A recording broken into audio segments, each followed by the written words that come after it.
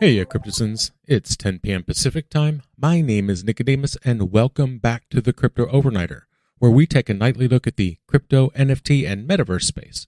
And keep in mind, nothing in this show should ever be considered financial advice. It is Saturday, December 17th, 2022, 10 p.m., and here we go. The Bank for International Settlements, or BIS, has endorsed a global standard for banks' exposure to crypto assets. This standard will limit the bank's crypto reserves to 2%.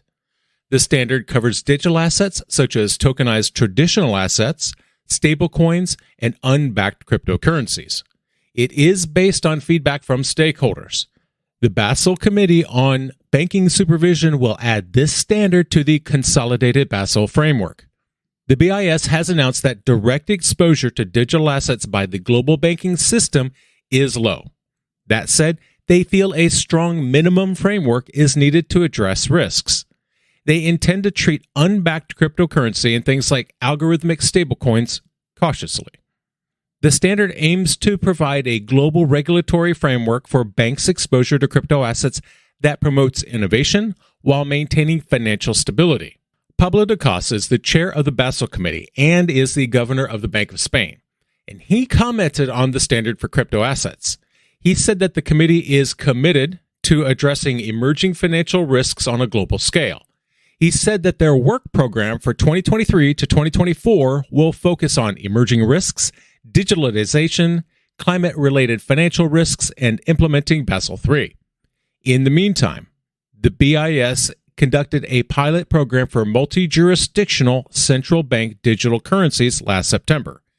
This pilot included central banks from Hong Kong, Thailand, China, and the United Arab Emirates.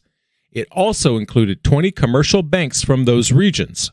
The BIS reported that around 90% of the central banks are considering the adoption of CBDCs.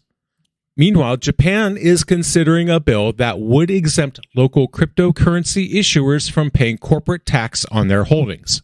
Now, currently, these firms are required to pay a 30% tax on their holdings, even if they're not in profits. The Liberal Democratic Party is the ruling political party in Japan, and they are hoping to make it easier for these companies to do business by issuing tokens. These new rules, which could take effect on April 1st of next year, are meant to encourage these companies to operate in Japan. Previously, high taxes have been a burden for many domestic startups, leading to some relocation to countries with more favorable regulations. Politicians recently have gotten some heat over the question of whether or not they intend to return political donations made by Sam Bankman-Fried. There are 3 Democratic groups that are returning over $1 million to investors who lost money due to misappropriation. These groups, the Democratic National Committee, the Democratic Senatorial Campaign Committee, and the Democratic Congressional Campaign Committee, are returning the money due to Sam's arrest. A spokesperson for the DNC confirmed that they will return $815,000 in contributions made since 2020 due to allegations of campaign finance violations by SBF. The spokesperson stated that the funds will be returned as soon as the legal proceedings provide proper direction. The Democratic Senatorial Campaign Committee and the Democratic Congressional Campaign Committee have also promised to set aside money to return to investors. The DSCC will set aside $103,000, and the DCCC will set aside $250,000. Now, Sam claimed that he was a major donor to both political parties, and it would be kind of funny to find out that that was not true, because that's part of the thing that he's being charged with. You see, he claimed that he donated to GOP candidates in secret because he didn't want to experience any backlash for supporting conservative candidates. So he claims to have donated to Republican candidates in the name of other people. That's blatantly illegal, and thinking about it for more than 10 seconds or so should tell you why. Because that would make campaign donation reporting impossible. So if he lied about doing that when he hasn't, that would be kind of funny. In a podcast earlier this year, Bankman-Fried announced plans to spend up to $1 billion to influence the 2024 presidential election campaigns. White House Press Secretary Karine Jean-Pierre declined to answer questions about the return of SBF's past donations to the Democratic Party. When asked about the issue, Jean-Pierre said that she is restricted by the Hatch Act, which prohibits certain political activity by civil service employees, particularly those working for federal agencies. Bankman-Fried was the second largest CEO contributor to President Biden's 2020 campaign, donating $5.2 million. Twitter has suspended some accounts recently, including those belonging to well-known journalists and a Mastodon. Hal Finney's wife reactivated his Twitter account because Elon Musk, the CEO of Twitter, might remove inactive accounts. Some people thought Hal Finney's account had been hacked because it showed activity after being inactive for over 12 years. But his wife said that this was not true. Fran Finney said that she was reactivating Hal Finney's Twitter account to prevent it from being removed by Elon Musk. It's not clear if Fran's action will be successful in keeping his account active. Most Twitter users supported Fran's efforts to keep Hal's account active and important to the crypto community. Jack Dorsey, the former CEO of Twitter, also commented on the platform about the reactivation of Hal's account. One Twitter user said there should be a way to protect accounts of historical significance, but added that it was better to be safe than sorry. Hal Finney was a well-known figure in the crypto industry and is one of the first people to respond to Satoshi's message on the cypherpunks mailing list. He passed away from ALS in 2014 at the age of 58. Vitalik Buterin weighed in on the subject of Twitter and bans. Buterin is concerned about Twitter's censorship under Elon Musk.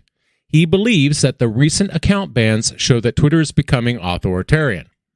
In a response to a post about Musk, Buterin said that Musk is using a strategy called central planning as overfitting. This strategy involves creating policies that fit his personal views on specific situations. Some people are worried about censorship because Elon Musk banned the Elon Jets and Celeb Jets accounts. These accounts track Elon's and celebrities' private jets and repost publicly available information, which is allowed in the United States. That said, Musk banned the Elon Jets and Celeb Jets accounts because he felt that they threatened privacy and safety. He also banned the personal account of Jack Sweeney, the creator of Elon Jets. Musk then implemented a new policy that prohibits tweeting or sharing of someone's live location except in crisis situations or at public events. The bans occurred after Musk had previously said that he would not ban Sweeney's account for free speech. One user suggested that Musk was only responding to system inputs when he banned the tracking accounts. Buterin disagreed. Buterin said that quickly and decisively banning things leads to authoritarianism.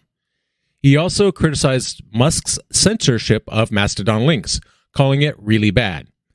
It's unclear why the links are banned, but Mastodon's official account was suspended for going around the rules by sharing links to its versions of the Elon Jet account. The Central Bank of Russia is willing to consider allowing the use of cryptocurrency within the country, but only as a part of a legal experiment. Elvira Nabiulina is the governor of the central bank, and she said that transactions through an authorized organization in the country could be considered as part of this experimental legal regime, but only if there is a relevant law in place. The main issue with cryptocurrency for the Bank of Russia has been that central bankers do not want crypto to be used as a payment instrument. Additionally, the central bank is worried about investor protection due to the high volatility of the cryptocurrency market.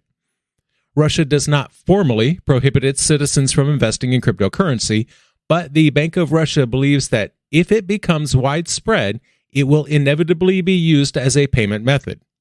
To prevent this, the Bank of Russia's experimental regime, if adopted, will only allow the use of cryptocurrency for foreign trade. This was emphasized by the Bank of Russia's deputy governor, Alexei Zapotkin. The Russian central bank has been negative towards the adoption of cryptocurrency as an investment tool because it is officially prohibited for payment purposes in the country under the On Digital Financial Assets Law. However, the law does not prevent Russians from investing in cryptocurrency, and local crypto exchanges remain unregulated. Despite this, the Russian government does not want to miss out on the benefits of decentralization on a global scale. President Putin has called for an independent blockchain settlement network to challenge the monopoly of global financial payment systems. The Mithril Saga continues. So remember that Mithril was removed from Binance, and they requested the return of 200,000 BNB they deposited as insurance. Binance's CEO, CZ, showed a screenshot of their contract indicating that the exchange has the right to deduct the insurance fund if the token price falls below a certain level. At that point, according to CZ, the exchange had the right to deduct the insurance fund partially or fully as an additional fee. CZ said that Mithril's token price fell below the required level multiple times, and the project had not updated its community in almost 2 years. CZ stated that Binance had acted within its rights in removing Myth from the exchange. Now, Myth was founded by Jeff Huang, a Taiwanese musician and NFT investor. He has also been accused by on-chain analyst Zach XBT of embezzling 22,000 Ethereum. Now, the exchange between Binance and a delisted project captured the attention of crypto community. Some people in the community pointed out that Myth has been inactive since early 2021, and that 200,000 BNB insurance deposit was only $2 million at the time. Currently, it has a market value of $53 million. So some people questioned whether it was fair for Binance to require a security insurance in its own token for listing. I am not convinced that Binance's focus on delisting based on token price is the best approach. If nothing else, I think it would encourage projects to manipulate prices to avoid delisting. Carl Greenwood is a co-founder of OneCoin. He admitted to federal charges in the United States on Friday. The Department of Justice said that OneCoin was a fraudulent cryptocurrency project that operated as a pyramid scheme from 2014. Greenwood and others marketed OneCoin to millions of people and made approximately $4 billion in revenue. And so it came to pass that he did indeed plead guilty to wire fraud and conspiracy to launder money, all of which makes Greenwood the leader of one of the biggest international fraud schemes. That's according to Damian Williams. Williams is the U.S. Attorney for the Southern District of New York. Greenwood and others, including Ruja Ignatova, tricked people into giving them billions of dollars by saying that OneCoin would be better than Bitcoin. Ignatova is also known as the Crypto Queen, and she is one of the founders of OneCoin and is also wanted by the FBI. The FBI is offering $100,000 for information that leads to her arrest. The U.S. Attorney said that this case and other recent actions are meant to show the authorities are targeting people who use fraud to exploit the cryptocurrency market. Carl Greenwood is a citizen of Sweden and the UK. He was arrested in Thailand in 2018 and then extradited to the U.S. FTX filed a motion to the Bankruptcy Court of Delaware yesterday. This motion is to approve the bidding procedures for 4 of the company's subsidiaries. These subsidiaries are solvent, meaning that they are financially stable. FTX wants to sell these subsidiaries to generate money to repay its creditors. The company owes billions of dollars to those creditors. Businesses that are bankrupt must ask the court for permission if they want to sell assets that are not part of their business operations. In this case, FTX wants to sell 4 subsidiaries over the next 2 months: Embed Technologies, LedgerX, FTX Japan, and FTX Europe.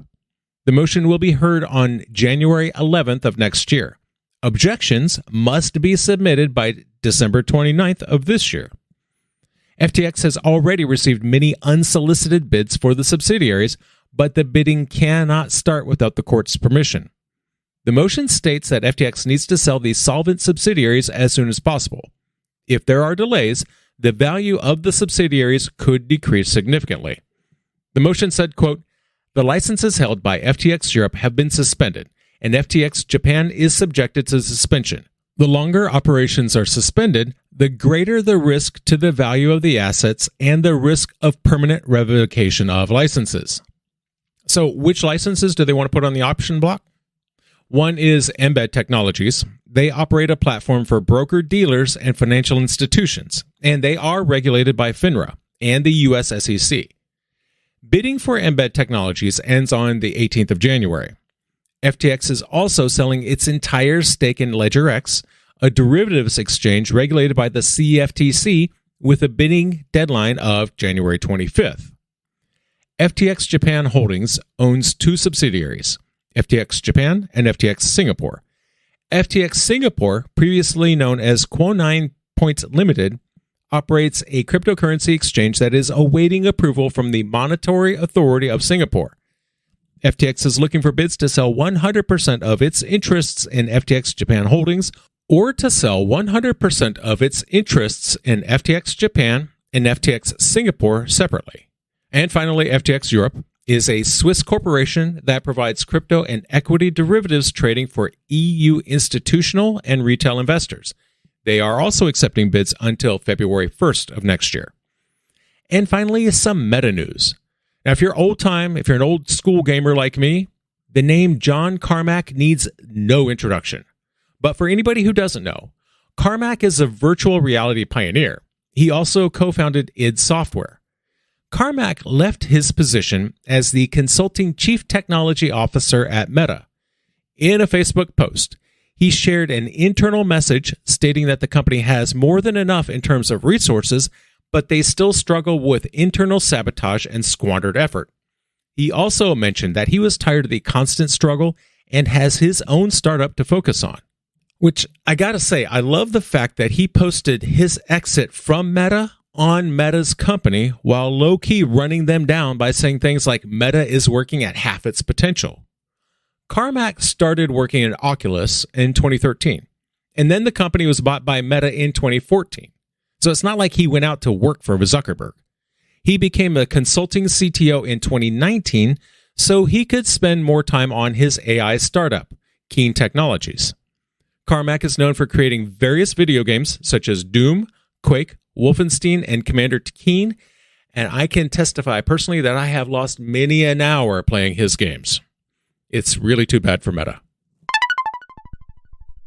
And I think that's going to do it for us tonight. I want to thank you, my listeners, because when you stop listening, I will stop talking. We'll see you tomorrow night.